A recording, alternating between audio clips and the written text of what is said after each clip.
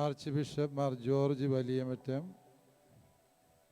the founding father of Alpha Institute, Your Grace Mar George Nyarlakat, a great mentor of the Alpha Institute, and dear Reverend Dr. Matthew Attingal, CMI, President of DBK Bangalore, and the dignitaries who have traveled all the way from Bangalore to here. Reverend Dr. Paul Kochapalli, CMI, Dean, Faculty of Theology, DBK, and Dr. Joey Kakanad, CMI. I should specially mention him because he had taken personal initiative to materialize the long dream of Alpha Institute on behalf of the entire community and Alpha team. Father Joey, I extend my sincere thanks to you. And Father Philip Kavil, Father Siju Vennaipallil, and Father Joji Kakaramattathil, and other officials who have come over from Bangalore. And dear fathers, sisters, and my dear students, of course I have forgotten to address our Vicar Generals. So even though they are fathers, they are monsignors, so I should mention them specially. This is an August function, and at the same time, the realization of a dream which we had been following for the past 2 decades. It was in 2016 that we approached the dicastery for education. On those days, it was Congregation for Education was the title. And they have actually directed us to approach Dharmaram Vidyakshetra. They have instructed us, you need a mentoring faculty, and in their opinion, the best mentoring faculty to be approached is Dharmaram Vidyakshetra. It was at their directive that we have approached Dharmaram Vidyakshetra, and as a result, this long journey of collaboration began. And I don't know whether it is for the good or bad. Meanwhile, we have prepared everything. The dossier was prepared. It was about to be sent to the Congregation for Education. All on a sudden, Pope Francis had published Veritatis Gaudium, in which he had transformed the entire system and asked to change the statutes, reformulate it. And it took almost 5 to 6 years to complete the institutes to change their statutes. Only after changing the statutes and getting approval for the statutes of Dharmaram Vidyakshetram, we were able to relaunch the application for approval. That is the real cause why it had been delayed too much. So that means this attempt of getting an approval from the dicastery took almost 10 years. Meanwhile, several things happened within the church. That means many have begun to target Alpha Institute. They have been going on accusing Alpha Institute as a pseudo-theological center, not because Alpha is not teaching, is teaching something against the church, but they had something against the founding director of the Alpha Institute due to the ecclesiastical politics. But I was fully confident that this Alpha Institute will one day achieve It's a real recognition and goal, because from the very inception of this institute, I was fully aware of the divine providence behind the launching of the Alpha Institute. When I had returned after my studies, Archbishop George Valiyamattam had entrusted me, he had asked me, it is good to have a formation center for lay people and our catechetical teachers. Even though it is a long dream of our archdiocese, we don't know how to handle this. Anyway, you may try. Try for 1 year. If you couldn't achieve anything, I will give you another post. That was the offer he made before me. And I was also groping in darkness, because it was a Herculean task to teach theology to the ordinary lay people. How is it possible? Almost an impossible task, because teaching theology for the seminarians who were destined to study theology is so difficult. Those who teach theology in the seminary know how interestingly the students are participating in the classes. In such situation, how would it be possible to launch a theology program for the lay people who have no need or responsibility to study theology? That was the real challenge. And teaching Catholic theology is always a difficult task. Yes, Karl Rahner once said, if you teach theology and if your students are so attentively listening to those theological classes, then you must be suspicious about the veracity, the authenticity of your teaching. Because no genuine Catholic theology could be taught with so much attraction and fascination, because the terminology we use in theological study is very, very complex. Homoousia, perichoresis, prosopon.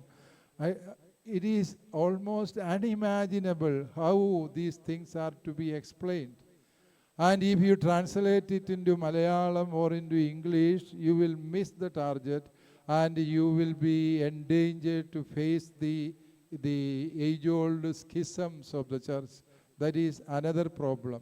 See, teaching theology is really challenging, and to teach this to the faithful, ordinary faithful, is still more challenging. And in that situation, what I am trying to say is that this is a divine plan. When Archbishop had entrusted me with this task, after 3 weeks, I was invited by the Shalom television, and it was for preaching. They have a program called Vajanam Thiruvajanam. That means we have to preach continuously for 25 minutes. That's all. Any passage could be taken. I was invited and I preached some 7 episodes. Afterwards, Mr. Benny Punnatara, who is the MD of the Shalom then, he called me to his office room. I had no personal acquaintance with him on those days. He asked me, Father, you are from Tellicherry and your name is Joseph. We have no idea about you. But 2 years before, we have received a personal revelation in our prayer meeting. A priest from Tellicherry named Joseph will come to launch a theology course for Shalom. On the very morning he prayed, he got the mission, you will come across that priest today. That is why he inquired in the office who is coming to Shalom today, and he come across with my name, and he had entrusted me. Teaching theology to the public was a dream of Shalom television. We have approached several people. All of them said it is almost impossible. They had approached Vadavadur Seminary and Mangalappuzha Seminary.